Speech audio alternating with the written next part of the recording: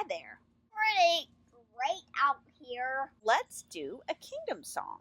Today's kingdom song is a one songbook wonder. It was not very popular because, aside from the fact that it's not particularly catchy or easy to sing or anything like that, it's just incredibly full of misrepresentations, falsehoods, and outright lies about the supposed love that exists in the Jehovah's Witness organization. And besides that, the grammar is atrocious throughout. It's like they subcontracted the lyrics on this one to Yoda. But before we get to all that fun, let's take a look at the scriptural reference for this song, which is Colossians 3:14. In the English Standard Version, it says, "And above all these, put on love, which binds everything together in perfect harmony." Well, that's kind of sweet, but different translations of the Bible kind of word this differently. For example, the King James Version says, "And above all these things, put on charity, which is the bond of perfectness." We all know the witnesses certainly aren't putting on any charity. They do literally zero charitable work without a PR angle, and even then, it's not up to the level of any other normal red worldly organization. And they're always going on about imperfection too, so I don't think they have to worry about the bond of perfectness anyway. Do you? What about other translations? Well, the New International Version says, "And over all these virtues, put on love, which binds them all together in perfect unity." Interesting that all these translations have love or charity as something you can put on, like a sweater or a pair of pants or something. As usual, the Jehovah's Witnesses take this to a whole nother level. The New World Translation says, "But besides all these things, clothe yourselves with love, for it is a perfect bond of union." The idea of clothing oneself with love is a little odd, but kind of nice. I mean, I would prefer that the love actually be real and sincere and a part of who you are, and not just something you put on to cover up your naughty bits or make a good impression, but whatever. The question is, do Jehovah's Witnesses actually have a perfect bond of union as they claim? Do they really clothe themselves with love? I think they've taken their poor translation of this scripture a little too literally, as in, their love is exactly like a job interview suit. You know, something you put on to make a good impression on someone, but you never wear it again once you got the job. They've even got a song about it. Want to hear it? Here it goes. In 1984, this was song number 173. In 2009, it was deleted. It's called Love, a Perfect Bond of Union. Aww. The love of many has grown cold in this time of the end. Whose love has grown cold in this very extended time of the end? Just who are they talking about here? I've heard this phrase applied to people who leave the organization, as in they have cooled off toward the truth because they don't want to wait on Jehovah, or because they are putting too much stock in the actions of imperfect men, blah, blah, blah. I've also heard it applied to worldly people, as in there is no love in the world anymore. Worldly people are all selfish and mean and out to get you or take something from you or whatever, as in people are cold and hateful, and the only place to find real love is in the Kingdom Hall with the Jehovah's Witnesses. This could not actually be further from the truth, but whatever. All it takes is one natural disaster or one tragedy to put the lie to that statement. Who donates money and clothing to help when there's an earthquake or a tornado? Worldly people, that's who. Definitely not Jehovah's Witnesses. Honestly, how is it warm and loving to shun and ostracize people, or kind of smile about natural disasters like, "Hey, it might be Armageddon coming. Yay!" How warm and loving is it to insist on arbitrary rules that break up families and even result in lost lives, whether through suicide or through lack of medical care in the event that a Jehovah's Witness needs a blood transfusion? How warm and loving is it to not allow any kind of celebration or recreation or really anything fun without shame, to make everything that might be interesting or pleasant in life seem scary and questionable? But let us keep our first true love and thus avoid that trend. Keep our first true love? This sounds like something out of a Disney movie where true love's kiss solves everything. I mean, who was your first true love? I'm betting it wasn't the Watchtower Society, or Jehovah either for that matter. And for crying out loud, who sings about trend analysis? Let's look at what we're actually singing here. To avoid the trend, which has been asserted without evidence, by the way, of rapid love cooling, we have to keep our first true love. Well, our first big relationship usually happens when we're in our teens or our early 20s for some of us, and that's usually what I think of when I hear your first love. Why would they say that we should keep that relationship, though, especially since many of the people singing this song at the Thursday night meeting are long since married to somebody else? This doesn't really make any sense. I mean, it's really shitty advice, too, because most of us kind of cut our teeth on each other in those early relationships. I mean, they're for learning. They're not meant to be permanent, though some people manage to make them so. What they are really trying to say here is that our first true love should be Jehovah. You know, Watchtower. Doesn't this just make you feel so warm and fuzzy? If we our God would imitate, to all we will impart the love our God himself displayed, that wells up from the heart. Ass backwards. Why does everything have to be ass backwards? This is a grade A word salad right here. If we would imitate our God, why would we want to do that? Then we have to impart to everybody. Oh, to impart is to bestow or make known. Okay, so if we want to imitate God, then we have to bestow the same kind of love that God displayed. What kind of love did God display, after all? I'm so glad you asked. He supposedly created all these animals and plants and people and then made the food chain so they have to kill and eat each other in order to survive. He gave humans the ability to reason and to have sex in all kinds of fun ways, and then he told them that they were not allowed to ever do it. And then when he decided that his creations, over which he has complete knowledge and control, by the way, were too bad and needed to be saved, he supposedly sent his son. Seriously, how did he have a son when he didn't even have a wife or a girlfriend? He sent his son to earth to be tortured to death as a sacrifice to himself to save us all from himself. How does any of this equal love?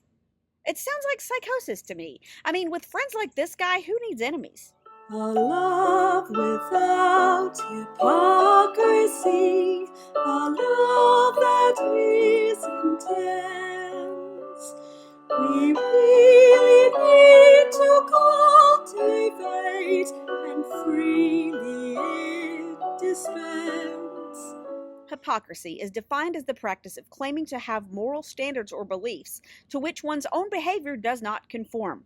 It's a pretense. Are the Jehovah's Witnesses hypocrites? Do they have moral standards or beliefs that are belied by their behavior? Why, yes. Yes, they do. You can see this played out at any Kingdom Hall, anytime, anywhere.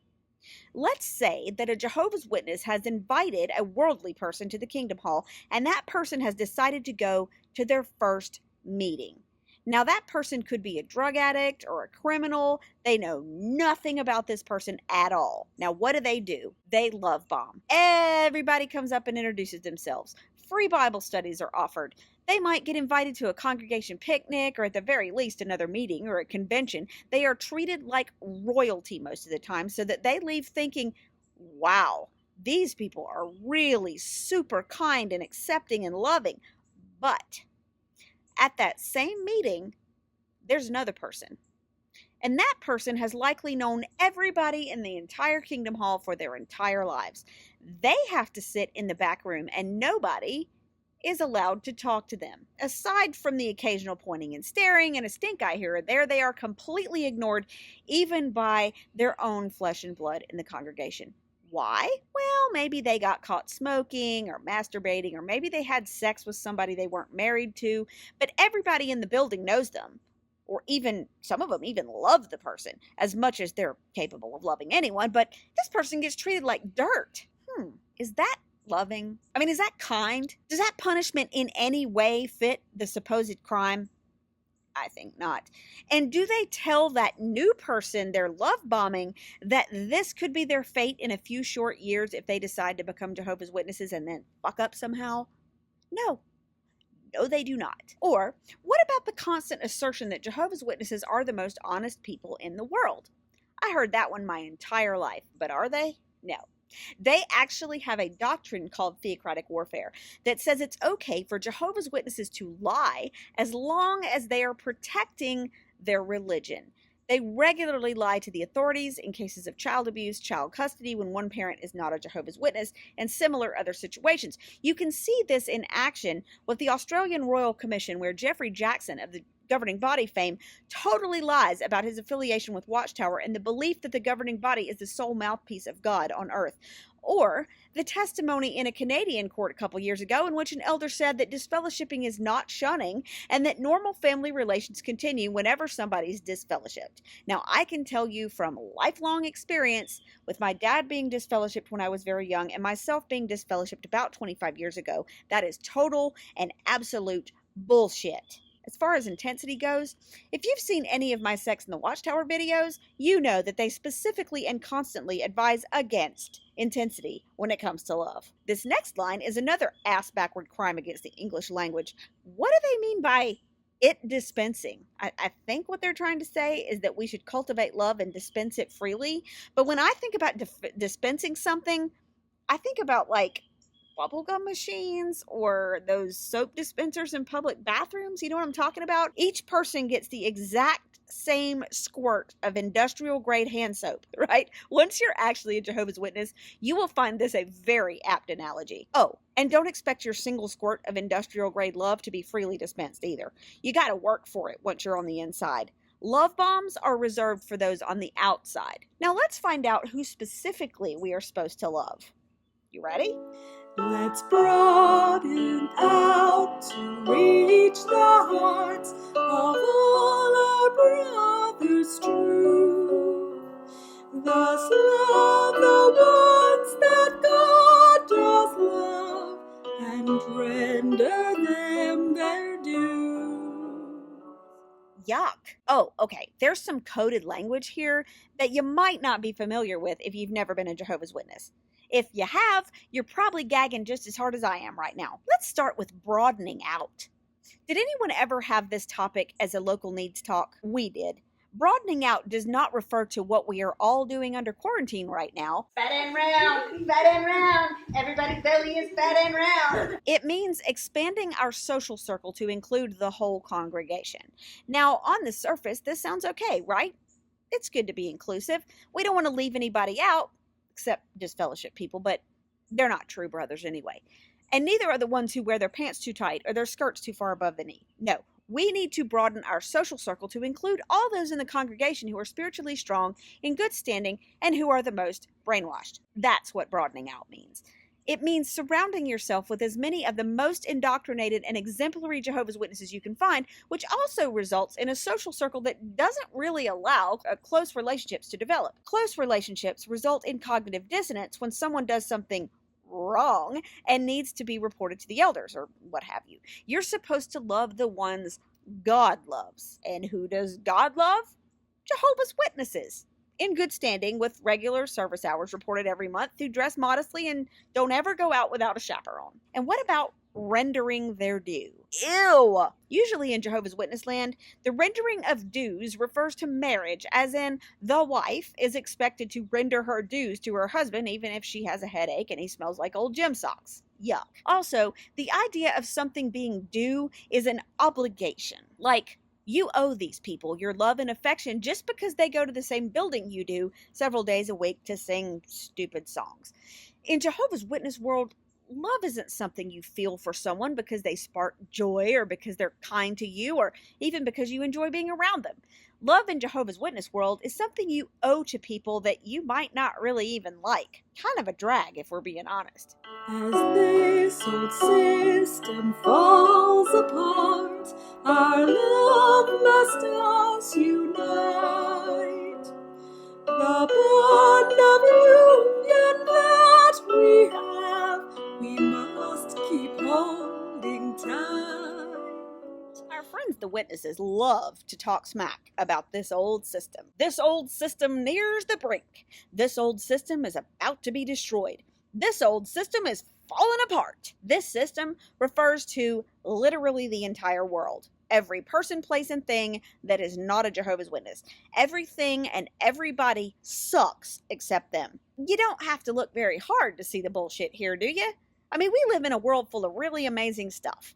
The internet has revolutionized the way we learn with almost limitless access to information. Most people just use it for cat memes, but you know where I'm going with this. Medical science progresses every day, developing vaccines, new treatments for illnesses, learning more about the human body than we've ever known before.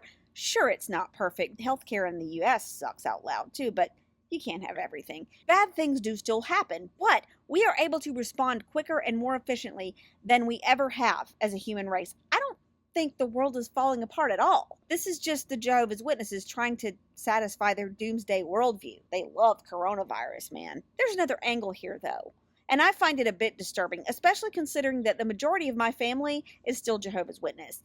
They talk about how love unites them, but we've already discussed their alternative definition of love. What they seem to be saying here is that they must cling as tightly as they can to this manufactured facsimile of closeness, this shallow and ultimately false connection they have with fellow Jehovah's Witnesses, instead of the real and heartfelt relationships that they should have with their family and close friends. They think they have to work as hard as they can to maintain these meaningless connections at the expense of ever experiencing real love in order to survive God's wrath at Armageddon. Y'all, that is so sad. You know what else is sad? Their grammar. Unite us, our love must. Hold tight, we will. Affection warm with tenderness is vital for each one. As brothers it will keep us close until our work is done. What congregation did these people go to? These are things that I did not see in any of the congregations we attended. It's true that humans need affection, warmth, and tenderness in their lives in order to be happy, but you're not going to find it at the Kingdom Hall. You'll get something that looks a little bit like affection, but Jehovah's Witness love is kind of like something you buy on the internet from China. The photos look great, but the real thing just doesn't quite measure up. Now, what do they mean when they say, until our work is done? Well, they believe that as the last days wind down, their preaching work will end, as Jehovah finally decides that the rest of us losers aren't worth trying to save. And they're saying here that their love has an ulterior motive, keeping the brothers close, but not the sisters evidently, until they finish the work. I guess they can all go jump off a cliff after that, huh? A fine relationship with God will help us to succeed in loving others as ourselves in this dire time of need. What I can't wrap my head around is how anyone has any kind of a relationship with someone who's totally silent and invisible. And is it really such a hard thing to love other people? I mean, I never found it particularly difficult as long as I was free to choose who I actually felt love for. The problem comes in when you are told who you have to love and exactly how you have to love them. Because, y'all, that is unnatural and weird. What exactly makes this a dire time of need? I mean, objectively, of course, we are all under quarantine right now, but in 1984, when this song was published in the songbook, why were things so dire? The answer is, of course, that they weren't, and really, they still aren't. At least they weren't so dire that we needed supernatural assistance in order to love another person. But the whole Jehovah's Witness worldview is built upon the idea that things are dire, and that we are all in a death spiral, and only they can pull us out of it with their poorly written Technicolor literature. So let our love be deep and strong in all sincerity. Yeah, that's how it's supposed to be, but it's not actually possible in that organization.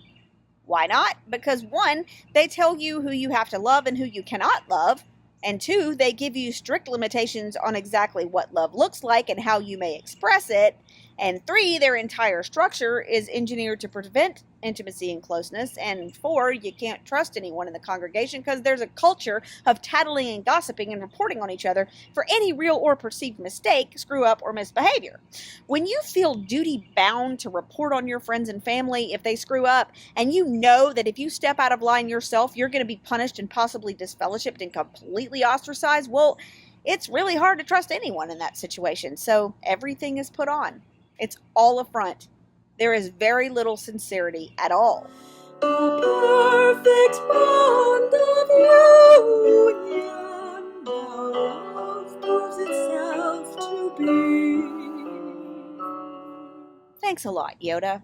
That makes tons of sense. They sure do make a lot of unfounded assertions. I mean, there's no perfect bond of union. The only reason the witnesses are able to shout their amazing unity from the rooftops is because they boot out anyone who can't master the lockstep and shun them. This is not love, and it's far from perfect. They can't even say it straight. Instead, we get this backward-ass bullshit. I'm just not feeling the love.